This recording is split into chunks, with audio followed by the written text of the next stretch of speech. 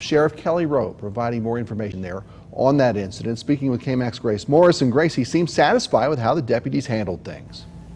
Brian, Sheriff Rowe told me that he is pleased with how quickly the situation was handled, and he says that the deputies used good judgment when handling the situation.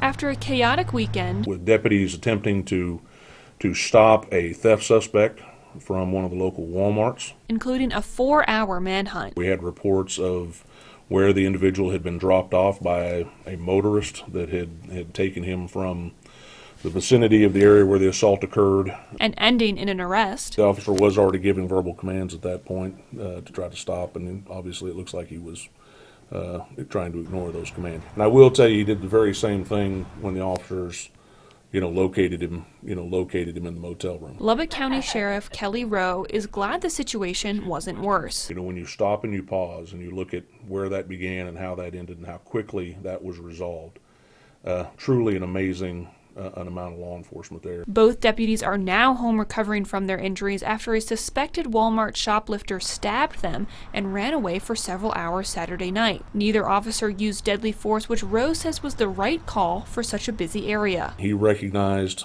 given his location, where they were at, and the direction that he could potentially be discharging his duty weapon at, there was too high a risk. But Rowe says given recent incidents involving law enforcement around the country, he's worried how it will affect his deputies. We're taking a beating out there. There is a public perception that there's a lot of excessive force. Don't think for a second that a person in my position is not highly concerned about the chilling effect that can have on people doing this job every day. The suspect, 28-year-old Butler, is still in police custody with charges including evading arrest and assault.